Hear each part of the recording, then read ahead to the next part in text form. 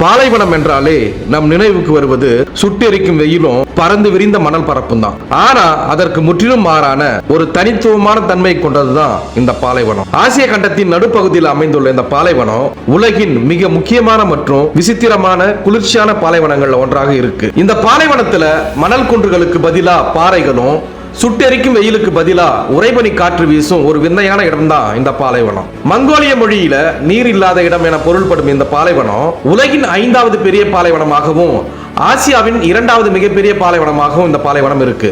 கடுமையான வறட்சியிலும் வெப்பநிலை வேகமாக மாறும் சூழ்நிலையிலும் பாக்டீரியன் அப்படின்னு சொல்லக்கூடிய ஒரு விதமான ஒட்டகம், பனி சிறுத்த, கோபிக்கரடி போன்ற பல்வேறு உயிரினங்கள் இந்த பாலைவனத்தில் வாழ்கின்றன. அது மட்டும் இல்லாம சக்கால் அப்படின்னு சொல்லக்கூடிய ஒரு விதமான மரங்களும் பல்வேறு தாவரங்களும் இந்த பாலைவனத்தில் வாழ்கின்றன. இப்படி பல்வேறு விசித்திரமான அமைப்புகளை கொண்ட இந்த பாலைவனத்தின் பெயர் தான் கோபி பாலைவனம். பொதுவா நாம இந்த கோபி பாலைவனத்தை பத்தி ஒரு சில விஷயங்களை தெரிஞ்சிருக்கலாம். ஆனா நாம அறிந்திராத பல்வேறு சுவாரஸ்யமான தகவல்களை இந்த காணொலி மூலம் ரத்தின சுருக்கமா பார்க்க இருக்கிறோம். வாங்க வீடியோக்குள்ள போலாம்.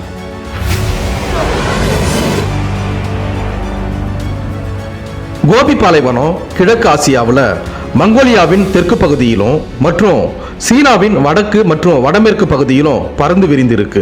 சுமார் 1.3 பில்லியன் சதுர கிலோமீட்டர் பரப்பளவை கொண்ட இது உலகிலேயே 5வது பெரிய பாலைவனமாகும். ஆசியாவின் 2வது பெரிய பாலைவனமாகவும் திகழ்து. மங்கோலிய மொழியில கோபி என்றால் நீர் இல்லாத இடம் அல்லது பெரிய பாறை சமவெளி என்று பொருள். அதன் பெயருக்கேற்ப இங்கு 95% நிலப்பரப்பு வெறும் பாறைகளாலும் வறண்ட சமவெளிகளாலும் ஆனது.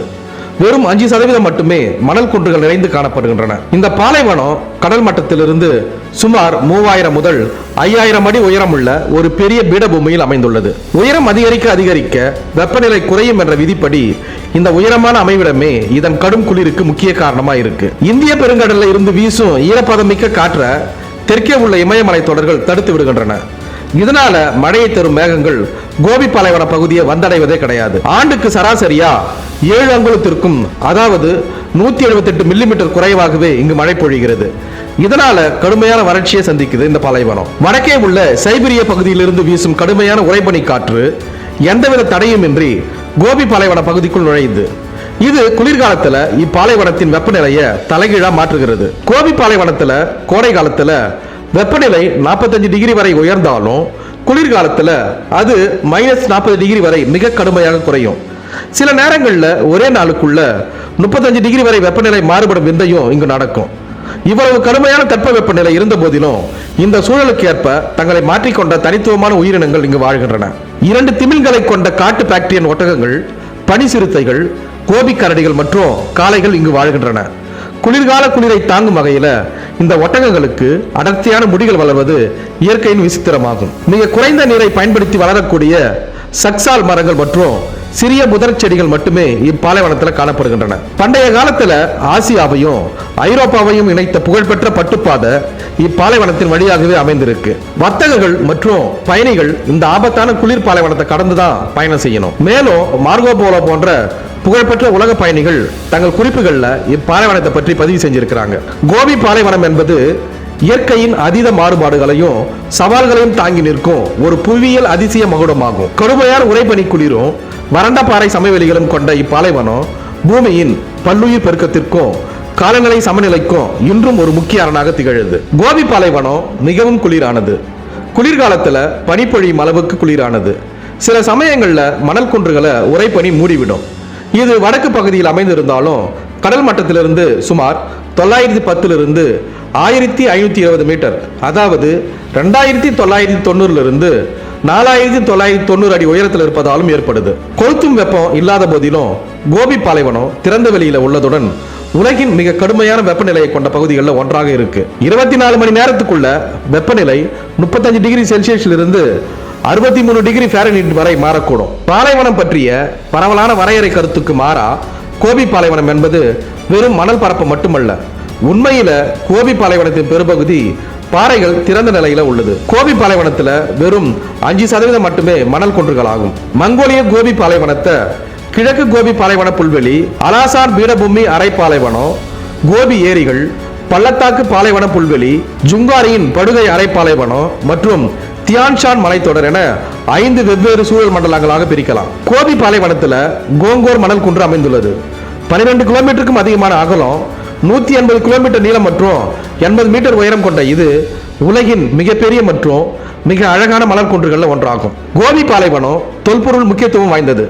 இங்கு பல முக்கியமான புதைப்படிவங்கள் கண்டெடுக்கப்பட்டிருக்கு. அவற்றில் 1923 முதல் டைனோசர் முட்டைகள் கண்டுபிடிக்கப்பட்டது மிகவும் நினைவு கூறத்தக்கது. இந்த கோபி பாலைவனம் வரலாற்று முக்கியத்துவம் வாய்ந்தது. ஏன்னா அது மாபெரும் மங்கோலிய பேரரசின் ஒரு பகுதியாக வரலாற்றில் முக்கிய பங்கு வகிப்பதுடன் பட்டுப்பாதையில் அமைந்த பல முக்கிய நகரங்களின் இருப்பிடமாகவும் விளங்குது. 13ஆம் நூற்றாண்டுல மார்க்கோ போலோ இந்த பரந்த நிலப்பரப்பை தத்துரூபமா விவரித்ததன் மூலம் கோபி பாலைவன பகுதி முதல்ல ஐரோப்பாவில் அறியப்பட்டது. 1987ஆம் ஆண்டுல கான்சு மாகாணத்தில் உள்ள துன்கிவாங் நகருக்கு அருகில் உள்ள மோகோவா குகைகள் வளாகம் யுனெஸ்கோவின் உலக பாரம்பரிய தலமாக அறிவிக்கப்பட்டது. இது 4ஆம் நூற்றாண்டு முதல் 10ஆம் நூற்றாண்டு வரையிலான கலாச்சாரத்தை சேர்ந்த முக்கியமான வரலாற்று ஓவியங்களை கொண்டுள்ள சீனாவில் உள்ள பௌத்த குகை கோயில்களின் ஒரு தொடராகும். கோபி பாலைவனம் வியக்கத்தக்க எண்ணிக்கையிலான விலங்குகளின் தாயகமாக விளங்குது. இவற்றில் சிறுமான்கள், கீரிப்பூனைகள், ஒட்டகங்கள், மங்கோலிய காட்டு கழுதைகள் மற்றும் ஏராளமான பள்ளிகள் அடங்கும். அவ்வப்போது மங்கோலிய கோபி பாலைவனத்திற்கு பனி சிறுத்தைகள், பழுப்பு நிற கரடிகள் மற்றும் ஓநாய்களும் வருகின்றன. முக்கியமா இந்த பாலைவனத்துல மக்கள் வாழ்றாங்க. இருப்பினும் இந்த மாபெரும் நிலப்பரப்பின் மக்கள் தொகை ஒப்பீட்டளவில் குறைவுதான். உண்மையில ஒரு சதுர மைலுக்கு 3 நபர்களுக்கும் குறைவாகவே இருக்கிறாங்க. கோபி பாலைவனத்தின் பிரதான மக்கள் தொகை மங்கோலியர்கள் மற்றும் ஹான் சீனர்கள் ஆகும். கோபி பாலைவனத்துல வசிக்கும் மக்கள் பெரும்பாலானோர் கால்நடைகளை வளர்த்து நாடோடி வாழ்க்கை வாழ்றாங்க. அவங்க பாரம்பரிய வசிப்பிடங்களை பயன்படுத்துறாங்க. அதாவது மங்கோலிய கேட்ஸ் அப்படின்னு சொல்லக்கூடிய எட்டுகள்ல வசிக்கிறாங்க. அடிக்கடி இடம் மாறிக்கொண்டே இருப்பாங்க இவங்க. கோபி பாலைவனம் 13 லட்சம் சதுர கிலோமீட்டர் பரப்பளவுல பறந்து விரிந்து இருக்கு. தெற்கு மங்கோலியா மற்றும் வடக்கு சீனா வரை பறந்துள்ள மங்கோலியா கோபி பாலைவனமானது கிழக்கு கோபி பாலைவன புல்வெளி மற்றும் அலஷான் பீடபூமி அரை பாலைவனம் போன்ற தனித்துவமான பகுதிகளை உள்ளடக்கி இருக்கு. இதன் நிலப்பரப்பானது வான் உயர்ந்த கோங்கோர் மணல் குன்றுகள் முதல் கரடுமுரடான கோபி அல்தாய் மலைகள் வர பரவி இருக்கு. அதன் மணல் பரப்புகளுக்கு அப்பால கோபி பாலைவனத்துல சரளை சமவெளிகள், மலைத்தொடர்கள் மற்றும் பனிப்பரப்புகள் போன்ற பலதரப்பட்ட சூழல்கள் காணப்படுது. இவை ஒவ்வொன்றும் அதன் தனித்துவமான வளர்ச்சிக்கும் மேலும் மெருகூட்டுகின்றன. இங்க அரிதான பருவகால மழையானது நிலப்பரப்பை வியத்தகு முறையில மாற்றி அமைக்கிறது. வறண்டு பறந்த நிலங்களை தற்காலிக ஏரிகளாக மாற்றி அங்கொன்று இங்கொன்றுமாக உள்ள தாவரங்களுக்கு புத்துயிர் அளிக்குது. கோபி பாலைவனத்திலிருந்து உருவாகும் புழுதி புயல்கள் காற்றில் பரவும் நுண்துகள்களை பரப்புவதன் மூலம் உலகளாவிய காலநிலை அமைப்புகளிலும் தாக்கத்தை ஏற்படுத்துகின்றன. கோபி பாலைவனம் என்பது மனதை கவரும் நிலப்பரப்புகளின் ஒரு கலவையாகும். அவற்றில் ஒவ்வொன்றும் இயற்கையின் காய்திறனின் வெவ்வேறு கதைகளை சொல்லுது. அதன் மிகவும் குறிப்பிடத்தக்க அம்சங்கள்ல 300 மீட்டர் வரை உயர்ந்து 100 கிலோமீட்டருக்கு மேல் பறந்து விரிந்துள்ள வானுயர்ந்த கொங்கோர் மணல் குன்றுகளும் அடங்கும். காற்று வீசும்போது அவை எழும்பும் ஒளியின் காரணமா பெரும்பாலும் பாடும் குன்றுகள் என்று குறிப்பிடப்படும் இந்த கம்பீரமான குன்றுகள் எந்த ஒரு பார்வையாளருக்கும் ஒரு சிறப்பு அம்சமாகும். மணல் குன்றுகளுடன் கோபி பாலைவனத்துல பாறை குன்றுகள், வறண்ட மலைச்சரிவுகள் மற்றும் கோடை மாதங்களிலும் நீடிக்கும் பனிப்பாறைகளுக்கு பெயர் பெற்ற தனித்துவமான யோல் பள்ளத்தாக்குகள் உள்ளன. கோபியின் பன்முக நிலப்பரப்புல சரளை கற்கள் நிறைந்த புல்வெளிகளும் வறண்ட ஆற்று படுக்கைகளும் அடங்கும். இவை இந்த பரந்த பாலைவனத்தின் காட்சி எழில மேலும் கூட்டுகின்றன. பருவகால மாற்றங்கள், வசந்த காலத்துல பூக்கும் மலர்கள் மற்றும் நிலப்பரப்புல ஆங்காங்கே காணப்படும் செழிப்பான மூலிகை புல்வெளி என மேலும் பன்முகத்தன்மையை கொண்டு வருகின்றன. வசந்த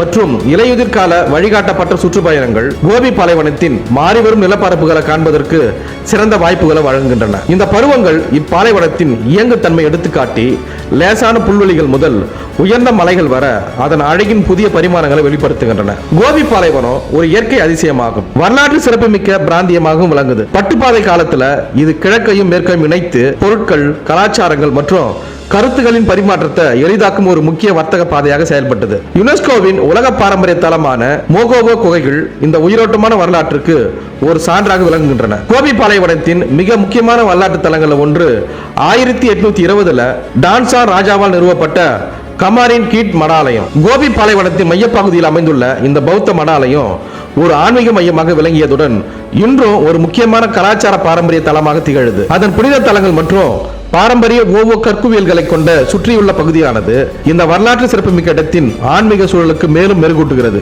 இங்க கடுமையான காலநிலை இருந்த போதிலும் கோபி பாலைவனம் வியக்கத்தக்க பலதரப்பட்ட தாவரங்கள் மற்றும் விலங்கினங்களின் இருப்பிடமாக விளங்குது. இந்த பாலைவனம் 5 தனித்துவமான சூழல் மண்டலங்களை கொண்டிருக்கு. அவற்றில் ஒவ்வொன்றும் ஒரு தனித்துவமான தாவரம் மற்றும் விலங்கு வாழ்வு ஆதரிக்குது. கோபியில தாவரங்கள் குறைவாக இருந்தாலும் அவை வறட்சியை தாங்கும் தன்மை கொண்டவை. சக்சால் போன்ற உப்பை தாங்கும் தாவரங்களும் ஓராண்டு ஓர்நிலை தாவரங்களும் வறண்ட சூழல்ல செழித்து வளர்கின்றன. நிலத்தடி நீர் ஆதாரங்களும் ஆற்று படுகைகளும் இந்த தாவரங்கள் உயிர் வாழ தேவையான ஈரப்பதத்தை வழங்குகின்றன. கோபி பாலைவனம் ஒரு புவியியல் அதிசய பகுதியாகும். இது பூமியின் வரலாறு குறித்த நுண்ணறிவுகளை வழங்கும் செனோசோயிக் படிவப்பாறைகள் போன்ற குறிப்பிடத்தக்க கட்டமைப்புகளை கொண்டிருக்கு. இவற்றில் சில 66 மில்லியன் ஆண்டுகள் பழமையானவை. இந்த பாறைகள் கோபியின் பண்டைய காலத்தையும் மில்லியன் கணக்கான ஆண்டுகளா அதன் பரிணாம வளர்ச்சியும் விவரிக்குது. புதைப்படிவ பவளப்பாறைகளின் இருப்பு கோபி ஒரு காலத்துல கடல்சார் சூழலாக இருந்ததை குறிக்குது. இது அப்பகுதியின் புவியியல் பன்முகத்தன்மைக்கு மேலும் வலு சேர்க்குது. கடல் மட்டத்திலிருந்து சுமார் 1500 மீட்டர் உயரத்தில் அமைந்துள்ள கோபி பாலைவனத்தின் நிலப்பரப்புல